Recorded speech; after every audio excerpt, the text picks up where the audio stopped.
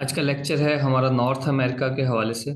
तो north America south America बिल्कुल एक दूसरे के ऊपर नीचे एग्जिस्ट करते हैं। हम ये ओशनिया का एरिया हमने ये पढ़ चुके हैं। इसके अलावा हमें इसमें इम्पोर्टेंट चीज़ ये देखनी है कि नॉर्थ अमेरिका साउथ अमेरिका के ईस्ट की तरफ अटलांटिक ओशन है और वेस्ट की तरफ पैसिफिक ओशन है। ठीक है, नॉर्थ और साउथ में तो ये खुद हैं। इसका मतलब ये हुआ कि नॉर्थ अमेरिका के अगर अटलांटिक ओशन क्रॉस करके देखें तो यूरोप और अफ्रीका से अटैच होते हैं अटलांटिक ओशन से। दूसरी तरफ पैसिफिक ओशन से ये यहाँ पर देखिए, यहाँ भी पैसिफिक ओशन है, तो ये एशिया और ओशनिया के साथ अटैचमेंट इनकी हो जाती है। तो नॉर्थ अमेरिका एशिया से एक सिर्फ बेरिंग स्ट्रेट के जरिए सेपरेट है। अमूमन जो नॉर्थ अमेरिका का रूट है वो यहाँ यूरोप अफ्रीका इस रास्ते से नॉर्थ अमेरिका या साउथ अमेरिका पहुंचा जाता है। ये सारा बर्फानी इलाका। और इनिशियली जब ये आबादकारियाँ हुई होंगी, कहा जाता है कि तो यह चूंकि इंसानी वजूद का जो आगाज है वो इस एरिया एशिया से या यहाँ पर अफ्रीका और एशिया के बिल्कुल सेंटर में यहाँ से हुआ। और इंसान मूव करता हुआ यहाँ ये क्योंकि सारा पानी बर्फ जमी हुई थी पानी में, कि ये जो पानी है बिल्कुल पैसिफिक ओशन का, तो इंसान मूव करते हुए, खैर एक लॉन्ग स्टोरी है कि किस तरह हिरन का शिकार करते करते इंसान पहुंचा होगा नॉर्थ अमेरिका के इस बर्फानी एरिया में।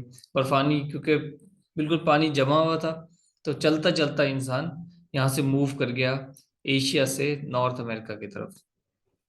वक्त के साथ साथ वो पानी जो है वो पिघल गया और इंसान का ये रास्ता मनक़ता हो गया। इसलिए 1492 या उससे कुछ सदियों पहले तक कोई भी नहीं जानता था इस एरिया को। मैंने क्यों कहा, वैसे तो टेनिस की डिस्कवरी में पढ़ते हैं, डिस्कवरी ऑफ अमेरिका। मैंने क्यों कहा कि 1492 से पहले भी हो सकता है अमेरिका जो डिस्कवर हो चुका हो, क्योंकि कुछ हिस्ट्री है, कुछ लोग कहते हैं कि हम जो इसका ऐसे स्क्रिप्ट मौजूद हैं जिसमें वो बताया जाता है, वो मुस्लिम मुस्लिम स्क्रिप्ट भी ऐसे कुछ मौजूद हैं जो कहते हैं कि एक बहुत बड़ी जमीन है, एक लैंड है जहाँ पर लोग आबाद हैं, दुनिया आबाद है। तो ये बात 1492 से पहले की है। भारत क्रिस्टोफर कोलंबस ने 1492 में अमेरिका को डिस्कवर किया था। ये इटालियन एक्सप्लोरर था, ठीक है जी। और जिस शिप पर ये गया था वो स्पेन ने इनको प्रोवाइड किए थे। उसके पीछे जो स्टोरी है वो भी मैं आपको थोड़ी सी बताऊंगा कि क्यों स्पेन वगैरह डिस्कवर करना चाहते थे ये रूट को। सेंटा मारिया उस शिप का नाम था जो लार्जेस्ट शिप था। ये भी इम्पोर्टेंट चीज़ है। और ये एक जब एमसीक्यूज आया था 1492 में, ये यहाँ पर नॉर्थ अमेरिका के कैरिबियन एरियाज में पहुंचे। यहाँ के जो नेटिव लोग थे उनको क्लोविस पीपल कहा जाता था, तो उन्होंने उनको वार्म वेलकम किया। ये बहुत सादा से लोग थे और इनके यहाँ ना लिबास का कोई कॉन्सेप्ट था, मैं ना मैरिज का कोई कॉन्सेप्ट था। जब इन्होंने क्रिस्टोफर कोलंबस और उनके साथियों को देखा और बड़े शाइनिंग लिबास में उनको पाया गया, तो उन्हें ये लगा कि यार ये शायद गॉड की तरफ से को अवतार हैं, उनकी बड़ी रिस्पेक्ट की। जबकि क्रिस्टोफर कोलंबस और अमेरिकी स्पेनिश लोगों ने बाद में इन्हीं क्लोविस पीपल का जीनोसाइड भी किया, सिर्फ किस लिए, गोल्ड के लिए।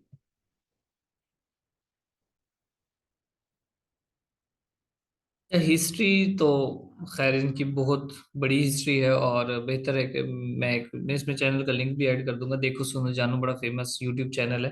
तो उन्होंने अच्छी खासी डिटेल से इनको डिस्क्राइब किया है। अच्छा, एक मतलब हम फिर से मैप देखते हैं और ये नॉर्थ अमेरिका जो कि थर्ड लार्जेस्ट कंटिनेंट है। सबसे पहले एशिया है, फिर अफ्रीका। ठीक है, बाय एरिया तो ये नॉर्थ अमेरिका थर्ड लार्जेस्ट है बाय एरिया और फोर्थ लार्जेस्ट है बाय पॉपुलेशन। तो यकीनन एशिया, अफ्रीका और यूरोप, और उसके बाद नॉर्थ अमेरिका का नंबर आता है पॉपुलेशन के लिहाज से। इस मैप को थोड़ा समझने की कोशिश करते हैं। देखिए कि यहाँ बात हम बात कर रहे हैं 15वीं सदी के एंड की, यानी कि 1492 की। तो मुसलमानों का अरूज था।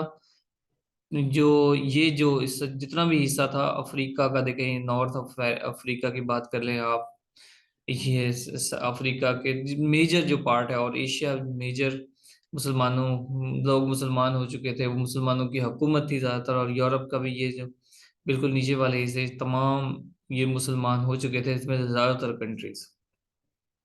अमेरिका और न्यू ऑस्ट्रेलिया वगैरह तो खैर डिस्कवर ही नहीं हुआ था। यहाँ से यूरोप को इशू हुआ कि यार हम जो ट्रेड करते हैं इंडिया से या इन जितने भी एशिया के कंट्रीज से, तो हमारी ट्रेड में हर्डल हैं। ठीक है, हमारी ट्रेड में हर्डल हैं ये मुस्लिम लोग। जिस तरह के आप देखिए चाइना सी पैक बना रहा है, तो क्या वजह है चाइना यहाँ से, ये चाइना है।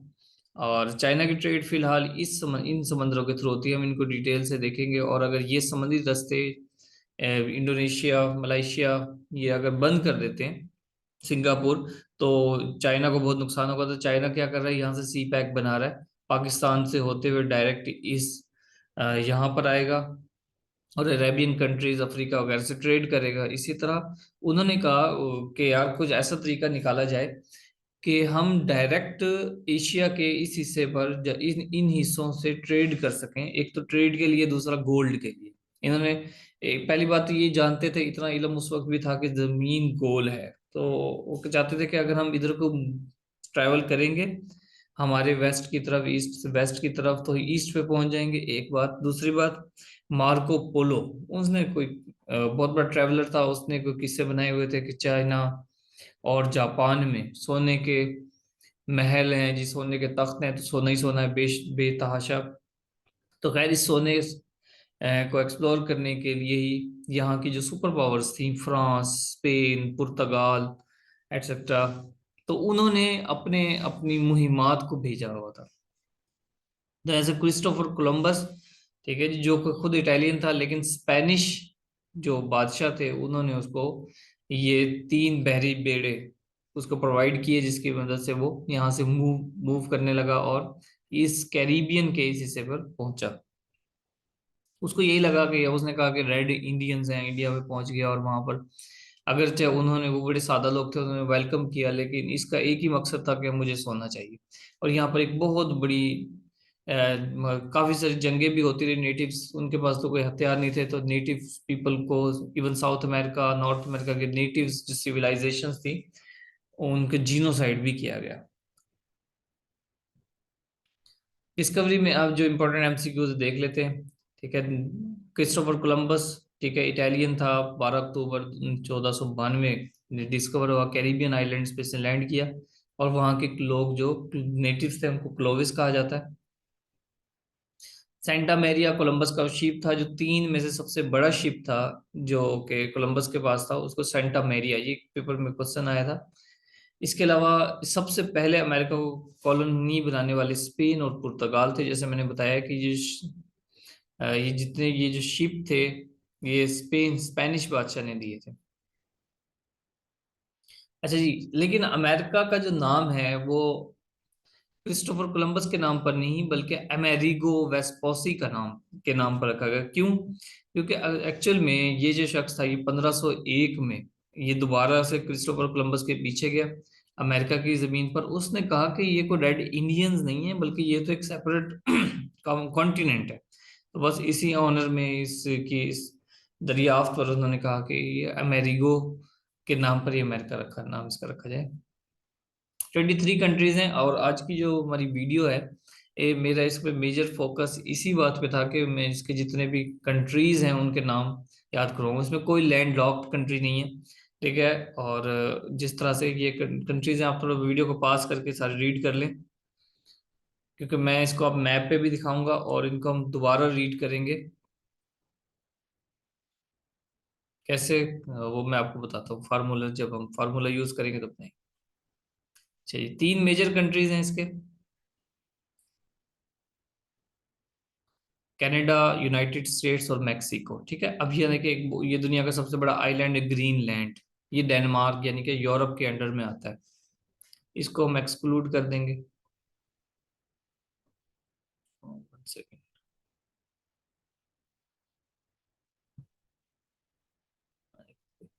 अच्छा जी, अब इसके छोटे छोटे बहुत सारे कंट्रीज हैं, कुछ हमें मैप पे वाजे हो जाते हैं, कुछ नहीं होते। मैक्सिको, ठीक है जी, मैक्सिको, ये मैक्सिको, कनाडा और यूएसए 3 मेजर कंट्रीज हैं। इसके अलावा देखें, ग्वांटो, ग्वाटीमेला, एल सल्वाडोर, हंडुरास, बेलाइज यहाँ पर, फिर ये Cuba, Haiti, Dominican Republic, Bahamas, Puerto Rico, Barbados, Dominica, Grenada, Saint Lucia. ठीक है जी, बेशुमार इस तरह के 23 कंट्रीज हैं यहाँ पर। मेरे ख्याल से काफ़ी होगा, आप स्क्रीन शॉट लेके इसको आप कोशिश करें कि अपने हाथ से इस तमाम को ड्रा कर ले। अच्छा, यहाँ पर ये देखें, पनामा है। ये एक तरह का आइसमस है। आइसमस मैं पहले भी बता चुका हूँ। आइसमस होता है जो जमीन का एक खुशकी का टुकड़ा जो दो समंदरों को सेपरेट करे और जमीन के दो बड़े हिस्सों को जोड़े। तो इसमें देखें, दो बड़े कॉन्टिनेंट जो हैं, साउथ और नॉर्थ अमेरिका, एक जमीन के टुकड़े से जुड़े हुए हैं जो पनामा कंट्रीज के नाम पर है। ठीक है, ये सारा जैसे कोलंबिया, वेनेजुएला, ये साउथ अमेरिका स्टार्ट हो जाता है। अब हम पढ़ते हैं कि ये इसके जो डिफरेंट कंट्रीज हैं नॉर्थ अमेरिका के, उनको याद कैसे करना है। 1 सेकेंड।